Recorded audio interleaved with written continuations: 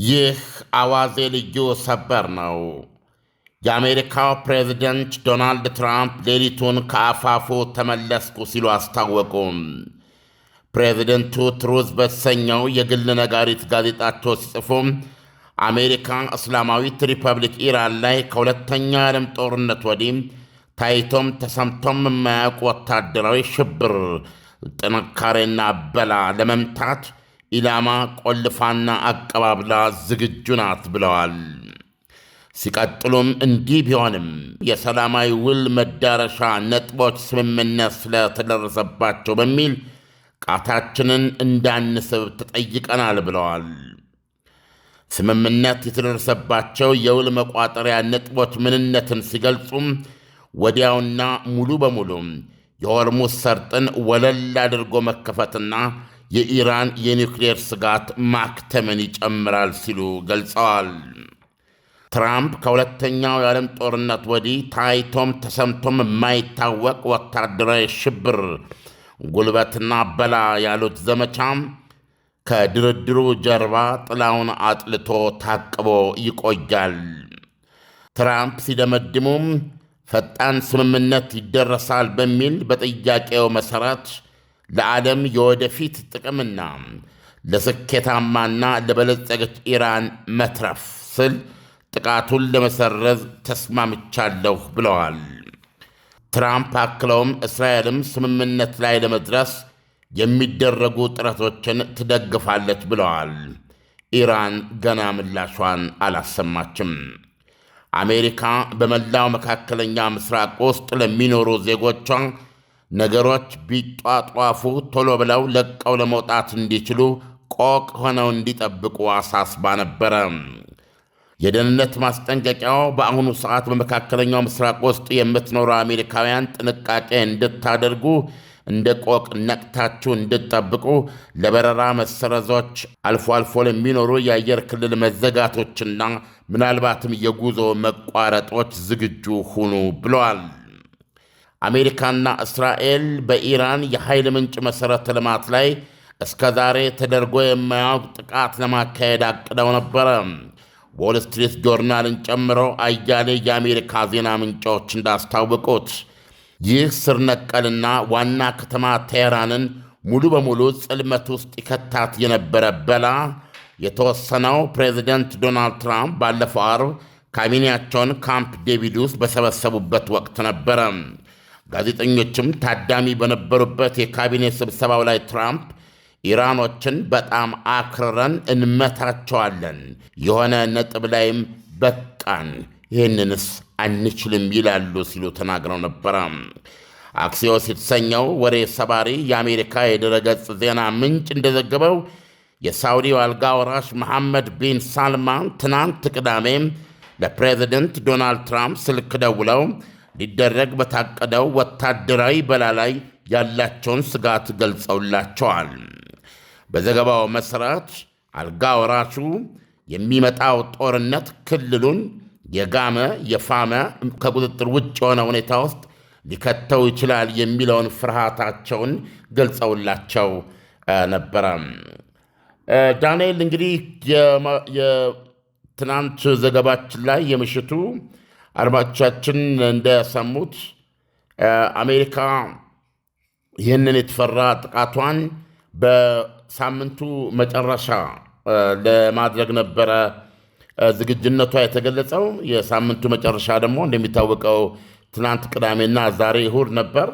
ስለዚህ ወይ የዛሬ ሌሊት አለበለዚያ ነገ ሌሊት ለሰኞ አጥቢያ ይካሄድ እንደነበረ እሙን ነው። አሁን ዶናልድ ትራምፕ እንግዲህ እጄን ሰብስቤያለሁ ብለዋል።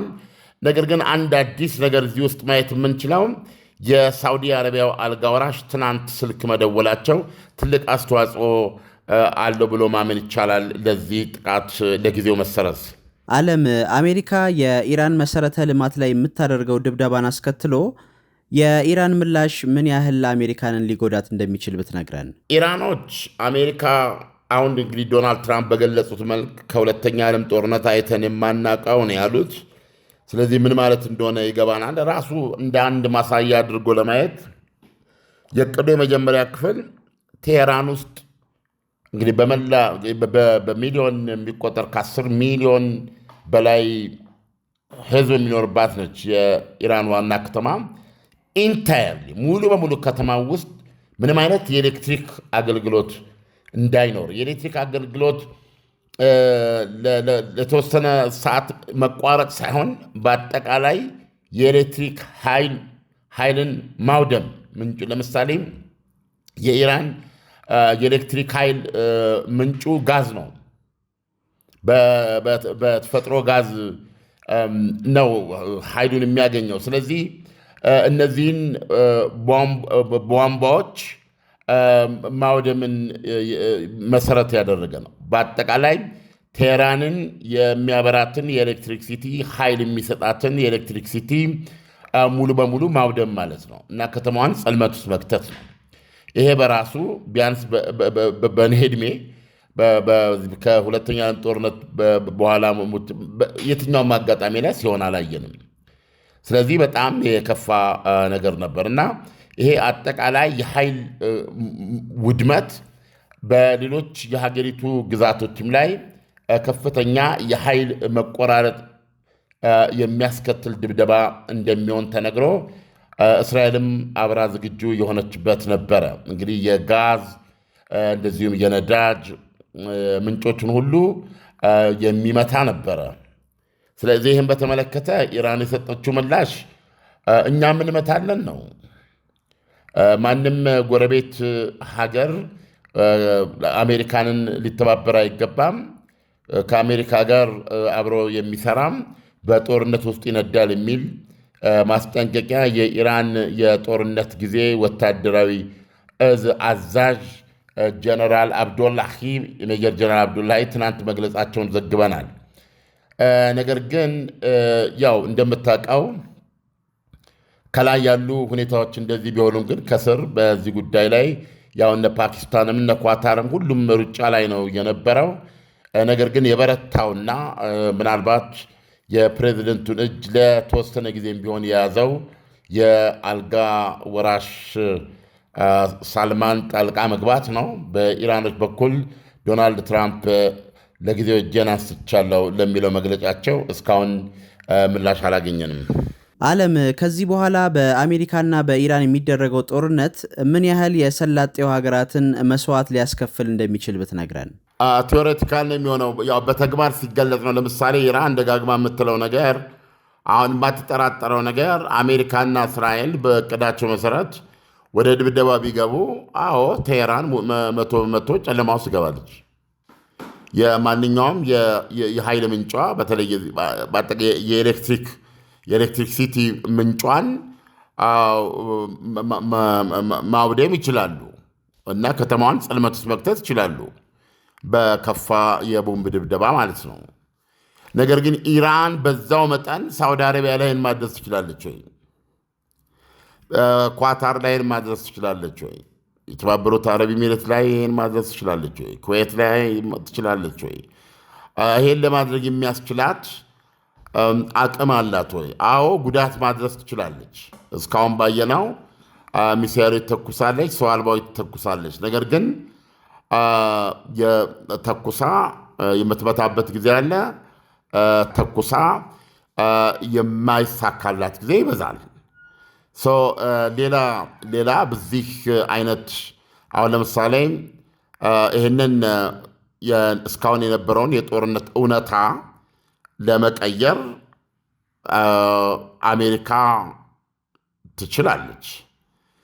ወይም ደግሞ ፕሬዚደንቱ እንዳሉት ከሁለተኛ ዓለም ጦርነት በኋላ ታይቶ ተሰምቶ የማያውቅ ጥቃት ሲባል ከዚህ በፊት እስካሁን ሲካሄድ የነበረውን ጥቃት የማይመስል እጅግ የከፋ ጥቃት ለማካሄድ ተጨማሪ የጦር አውሮፕላኖች፣ ቦምብ ጣዮች እንደዚህ ያክ ልትሄድ ትችላለህ። ኢራን ደግሞ እንደዚህ አይነት የባሰና የከፋ ሁኔታ ሲመጣባት እሷም በዛው መጠን ልትቀይረው የምትችለው ነገር አለ ወይ ነው እና ይህን ጥያቄ ስንመለከት እውነቱን ለመናገር ያክል ነው። አዎ ኢራን አሁንም ቦሊስቲክ ሚሳይሎች አሏት፣ ሰው አልባዎች አሏት። እነዚህን ትጠቀማለች። ምናልባት ቁጥሩን ከፍ ልታደርገው ትችላለች። ምናልባት እንግዲህ ምን ያህል አላት ነው ክምችቱ። እንዲህ አልፎ አልፎ 5 6 7 8 ሳይሆን ለሰዓታት የሚቆይ ለእያንዳንዳቸው ሀገሮች ላይ 100 200 የሚሆን ሚሳይሎች መተኮስ ትችላለች ከሆነ ጥያቄው ሊሆን አይችልም። ይህን ያህል ክምችት ሊኖራት የላትም። ስለዚህ ይህን ስታይ ኢራን ማድረግ የምትችለው ካለ ምክንያቱም የሰጠችው ማስጠንቀቂያ እናንተም ምንድነው በአካባቢው ሌላውን አካባቢውን በጽልመት ውስጥ ከተዋሉ የሚል ነው። እሷም ይሄ ጥቃት ቢደርስባት ስለዚህ የኢራኖችን ጠብቆ ማየት በሚል ነው መልስልህ። ይሄን ማድረግ ይችላሉ አይችሉም? ይሄ ጦርነት ቢካሄድ ለምሳሌ አሜሪካና እስራኤል ይህን ጦርነት ጀምሮት ቢሆን ኖሮ የኢራንን ምላሽና ውጤቱን እያየን ነው መናገር የምንችለው እንጂ ከወዲሁ እንደ አሜሪካና እንደ እስራኤል በእርግጠኛ ልንናገርለትም እንችላለን። ምክንያቱም የአንድን ኢራን በጣም ትልቅ ከተማ ነው እና የኢራንን የሚያህል በ10 ሚሊዮን በላይ ህዝብ የሚኖርበትን ቶታሊ ከማንኛውም ኤሌክትሪክሲቲ አገልግሎት ውጭ ማድረግ ጽልመት ውስጥ መክተት እጅግ በጣም ብዙ የቦምብ ናዳ ብዙ ጤያራ ብዙ ማዕት ነገር ይጠይቃል እና ይህን ግምቱ ስታስገባ ኢራን በዛ መጠን ጎረቤቶቿ ላይ ወይም እስራኤል ላይ እንዲህ አይነት ጥቃት ጉዳት ልታደርስ ትችላለች ብሎ ለማለት ያስቸግራል። ዳንኤል ዓለም አሁን ላይ ከሚታየው ሁኔታ አንጻር ነገሮች ከጦርነት ይልቅ ወደ ድርድር የሚያመሩበት መንገድ ምን ያህል ተስፋ ሰጪ ናቸው? እንግዲህ ተስፋ አስቸጋሪ ነው። ግን አንድ ነገር ማየት የሚቻለው የሳውዲው ውጭ ጉዳይ ሚኒስትር የሳውዲው አልጋ ወራሽ በጉዳይ ውስጥ ጣልቃ መግባቱ ክብደት ሰጥቶት ይሄ እርምጃ ሊቀር ችሏል። አሁን እንደሰማኸው በነገራችን ላይ አንድ ትናንትና ቅዳሜ አልጋ ወራሹ መደወሉ አንድ የሚያሳየው የተለየ ነገር አለ። ይሄም ምንድነው? ባለፈው ማክሰኞ ዕለት የእስራኤሉ ጠቅላይ ሚኒስትር ቤንያሚን ኔታንያሁ ዋይት ሃውስ ነበሩ። ከፕሬዚዳንት ዶናልድ ትራምፕ ጋር ተነጋግረው ነበር እና ከሳቸው ጉብኝት በኋላ በበነጋታው የሳውዲ አረቢያው መከላከያ ሚኒስትር የአልጋ ወራሹ ወንድም ካሊድ ቢን ሳልማን ደግሞ ገብቶ ነበር። ይህንን በተመለከተ የአሜሪካ ሚዲያዎች የዘገቡት ሁለት የተለያዩ ሐሳቦች ለፕሬዚደንቱ እንደቀረቡ ነው። ያው የኔታንያሁና የዶናልድ ትራምፕ ውይይት ቀደም ሲል የጠቀስነውን ዛሬ ሌሊትና ነገ ሌሊት ከሁለት በአንዱ ሊጀመር ይችላል ተብሎ የታቀደውን የኢራንን መሰረተ ልማቶች የማውደም ዘመቻ ውሳኔን ያስከተለ ነው እና የመከላከያ ሚኒስትሩ መግባት ደግሞ አሜሪካ ወደዚህ ጦርነት እንዳትገባ ይህንን የያዘችውን እቅድ ተግባራዊ እንዳታደርግ ነገሮች አሁን ካለበት ሁኔታ መርገብ ነው ያለባቸው እንጂ አሁን ካለበት ሁኔታ በበለጠ መጦዝ የለባቸውም። ይሄ መጦዝ አጠቃላይ ክልሉን ያጦዘዋል የሚል ከፍተኛ ስጋት የያዘ መልእክት ነው የመከላከያ ሚኒስትሩ ይዘው ገብተው የነበረው እና ከዚህ ሮብ ዕለት ማለት ነው የሳውዲው። ከዛ በኋላ ነው ዓርብ ዕለት የአሜሪካ ካቢኔ ስብሰባ አድርጎ ዶናልድ ትራምፕ አሜሪካ የተባለውን ዘመቻ ለማድረግ መወሰኗን ዎል ስትሪት ጆርናል የነገረን። ስለዚህ በዛ መሰረት እርምጃው በማናቸውም ሰዓት በተለይም ዛሬ ቅዳሜ ሌሊት ጨምሮ ከሌሊት ጀምሮ ይህን ሁሉ ሰዓት ሁሉ እየተካሄደ ነበር፣ እንደሚካሄድ ይጠበቅ ነበር። ወይ በዚህ ላይ ወይም ደግሞ በነገ ሌሊትና በተከታታይ ለ15 ቀኖች ነው የተባለ። አሁን ምንድነው የምንመለከተው? እንደገና የሳውዲ አልጋ ወራሽ ራሱ ለፕሬዚደንት ዶናልድ ትራምፕ መደወሉን ስትመለከት ሳውዲ አረቢያ በዚህ ጉዳይ መጀመሪያ ላይ ተሰሚነት አለማግኘቷን በኋላ ላይ ግን የአልጋ ወራሹ ከፕሬዚደንቱ ጋር ያደረገው ንግግርና አቤቱታ ጠንካራ ሆኖ ተገኝቶ ዶናልድ ትራምፕ ይሄንን ለሌላ ጊዜ ለማራዘም ተገዷል ብለህ ማሰብ ትችላለህ። ስለዚህ እንግዲህ ከአልጋ ወራሹ በስተጀርባ ዶናልድ ትራምፕ ምንድነው ስምምነት ላይ ለመድረስ የሚያስችሉ ነጥቦች ላይ ስምምነት ደርሷል ነው ያሉትና እነዚህም ስምምነቶች ምን ይጨምራሉ ነው ያሉት። በጣም በአጭር ጊዜ ነው ያሉት። በጣም በአጭር ጊዜ እንደማገኝ በተሰጠኝ ነው ብለዋል። እና እሱም ምንድነው በደንብ አድርገህ እንደሰምተው ከሆነ አንዱ ያው የታወቀ የተለመደው የኢራን የኒውክሌር ስጋት መወገድ ነው። ይሄ ራሱ ምን ማለት እንደሆነ ገና የምንሰማውና እንዴት በአጭር ጊዜ እንደሚጨበጥም ግራ የሚያጋባ ነው። ምክንያቱም ኢራን እስካሁን ድረስ 440 ኪሎ ግራም 60 በመቶ የበለጸገውን ዩራኒየም እንኳን ለአሜሪካ አሳልፌ እሰጣለሁ ልትል ያለበት በውል አይታወቅም። ሁለተኛ በመግባቢያ ስምምነቱ ላይ ኢራን ታሟሟለች ተብሎ በስምምነት መልኩ የተገለጸ ነው እዛ ላይ። ስለዚህ ዋነኛው ከፍተኛው ስጋት በቀናትና በሳምንታት ውስጥ ኢራን ወደ 10ና 11 ኒውክሌር አቶሚክ ቦምብ ልትቀይረው ትችላለች የሚባለው ይህ የበለጸገ ዩራኒየም ጉዳይ ኢቨን የት ነው ያለው የሚለው እጅግ አወዛጋቢ ሆኖ ጭራሽ አሁን ፒካክስ በሚባል ተራራ ስር ባለ አዲስ የኒውክሌር ተቋም ውስጥ ተደብቋል የሚልም ሌላ መላምት እየሰማን ነው። ይህ በሆነበት ሁኔታ የኢራን የኒውክሌር ስጋት እንዴት በአጭር ጊዜ ሊወገድ እንደሚችል የምናየው ይሆናል። ግን የበለጠ አስገራሚው እና አሁን ትልቁ የዓለም ኢኮኖሚ ላይ ጫና ያደረገውና ሳውዲ አረቢያን በተለይ የሳውዲ አረቢያ እጅ መታሰር በመላው ዓለም ላይ ያለውን የነዳጅ ዘይት አቅርቦት ከፍተኛ አደጋ ላይ የሚጥል ነው። ሳውዲ አረቢያ እንደምታውቀው በዚህ በሆርሙዝ መዘጋት የተነሳ በየቀኑ እንግዲህ 9 ሚሊዮን በርሜል የምትልክ ሀገር ናት። በዛ በኩል እየላከች አይደለም። ስለዚህ በማካካሻ በዚህ በቀይ ባህር በኩል በቧንቧ አማካኝነት በቀን 6 ቢሊዮን በርሜል ትልክ ነበረ። ያንንም የኢራን ደገፉ ሀውቲ የሳውዲ አረቢያ መርከቦችን አይተላለፉም እመታለሁ ብሎ ማስጠንቀቂያ መስጠት ብቻ ሳይሆን 3ቱን መትቻለሁ ብላ 2ቱን መምታቱ በተጨባጭ የተገለጸ ነው። በዚህ የተነሳ ሳውዲ አረቢያ በአሁኑ ሰዓት ነዳጅ የምትልከው በቀላሉና በ16 ቀን ጊዜ ውስጥ ወደ ኤሽያ ማድረስ በሚያስችላት ባቤል ማንዴብ በሚባለው በጅቡቲና በየመን መካከል በሚገኝ ውሃ ጣብቅ ውስጥ ሳይሆን አሁን በዚህ ወደ በሰሜን ቀይ ባህር በኩል በግብፅ ስዊስ ካናል በኩል ወጥተው በደቡብ አፍሪካ 50 ቀን የሚፈጅ ጉዞ እያደረገች ነው። ሰው በሌላ አነጋገር ከሙሉ አቅሟ ከ9 ሚሊዮን 6 ሚሊዮን እንኳ በርሜሉን ለመላክ የሚያስችላት ሁኔታ አሁን ተስተጓጉሏል ማለት ነው። ፍጹም አይቻልም ተብሎ ባይደመደምም ከአንድ አራተኛ በታች ነው ሊያስብል የሚችል እጥረት ነው እየተፈጠረ ያለው ለራሷ ለሳውዲ አረቢያ ኢኮኖሚ፣ እንደገና ለዓለም የኤነርጂ ኃይል መረጋጋት። ራሳቸው ዶናልድ ትራምፕ ይሄ ሁኔታ አደገኛ ነገር ሊያመጣ እንደሚችል ተናግረዋል።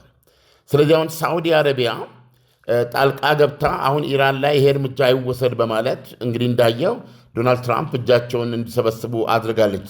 ስለዚህ በሰላም ድርድሩ አኳያ ኢራንን በዚህ መንገድ ግቢ ብላ ሳውዲ አረቢያ ተጽዕኖ ማድረግ ትችላለች ብሎ ለማመን ግን ያሉት ሁኔታዎች አያስኬዱም። ስለዚህ የሳውዲ አረቢያው አልጋ ወራሽ ለዶናልድ ትራምፕ ከሰላም ሂደቱ አኳያ እንዲህ ለማድረግ እዚህ ነጥብ ላይ ደርሰናል የሚል መልእክት ወይም እንዲህ ያስደርጋሉ የሚል መልእክት ለፕሬዚደንቱ ሊናገሩ ይችላሉ ብሎ ለማሰብ ያስቸግራል። ሳውዲ አረቢያና ኢራን አሁን ባላቸው ሁኔታ ምናልባት ግን በዚህ በኩል ሩጫውን የምታደርገው ፓኪስታንና ያው በዋና አሸማጋይነት እንዲሁም ኳታር ናቸው። ፕሮባብሊ እንግዲህ ከፓኪስታን በኩል የተደረሰበት እና የያዙት አዲስ መረጃ ኖሮ ለፕሬዚደንቱ ነግሯቸው ሊሆን ይችላል ብሎ ማሰብ ግን ይቻላል። ለማንኛውም ትልቁ መመዘኛ ዳንኤል በጣም አጭርና ግልጽ ነው። ዶናልድ ትራምፕ አሁን በዚህ ላይ ነገሩን የሆርሙዝ ሰርጥ ወለል ብሎ ይከፈታል ነው። የሆርሙዝ ሰርጥ 3 መንገዶች አሉት። በኢራን ጣብቅ በኩል በመሃል ሰንጥቀህ ትሄዳለህ፣ በኦማንን ታከህ ትሄዳለህ። ትልቁ ጦርነት ያለው ኢራን በእኔ ሉዓላዊነት ስር ነው፣ ሌላ ኃይል እዚህ ውስጥ አያስፈልግም ነው የምትለው። ማንኛውንም የኦማንን በስተደቡብ ያለ የኦማንን ዳርቻ ታኮ የሚመጣ መርከብን ትመታለች፣ በመሃል የሚሄድንም ትመታለች። እነዚህ ደግሞ በአሜሪካ አጀብ የሚካሄዱ ናቸው። ስለዚህ ሆርሙዝ ሰርጥ ተከፈተ ማለት በኢራን የኢራንን ጣብቅ ተከትሎ መሄድ ብቻ ማለት ነው። ስለዚህ አሁንም ዶናልድ ትራምፕ ከሁለተኛው የዓለም ጦርነት በኋላ እጄን ምንድነው ጨለማ ውስጥ ሊከታት ነበር፣ አሁን አንስቻለሁ ብለዋል። እንግዲህ ይህን ተከትሎ ዛሬ የሚሆን ነገ መርከቦች በኢራን ጣብቅ ሄዱ፣ በመሃል ሰንጥቀው ሄዱ፣ በኦማን ታከው ሄዱ፣ ምንም እንቅፋት በማይኖረው ሁኔታ መርከቦች በስፋት መተላለፍ ሲጀምሩ ነው የምናውቀው። ስለዚህ ነው የኢራንን ምላሽ የምንጠብቀው። ይሄ ማለት ደግሞ ኢራን በሆርሙዝ ሰርጥ ላይ ያላትን አለኝ የምትለው ሉዓላዊነት አንስታለች ማለት ነው የሚሆነውና እኔ በበኩሌ የግል አስተያየት ብትጠይቀኝ ኢራን በዚህ በኩል አሁንም ፍንክች የምትል አይመስለኝም። ምናልባት ግን ዶናልድ ትራምፕ አገኘው ብለዋል። ይህን ጠብቆ ከማየት ነው። ልክ ኢራን በሌሎች ሀገሮች ላይ እሷ ላይ ሊደርስ የሚችለውን ጽልመት መድገም ትችላለች የሚለው ጥያቄ ጠብቀን ማየት ብቻ ነው እንዳልኩ ሁሉ ዶናልድ ትራምፕም ሆርሙዝ ሰርጥ ወለል ብሎ ይከፈታል ያሉት ደግሞ ከኢራን እሳቸውም ላይ ሲከፈት ሲሆን እናያለን ማለት ነው የምችለው። ዳኒ ዓለም ለሰጠን ትንታኔ በጣም አመሰግናለሁ። መልካም ለተሰንበት ይሁንልህ። መልካም ለተሰንበት ዳኒ።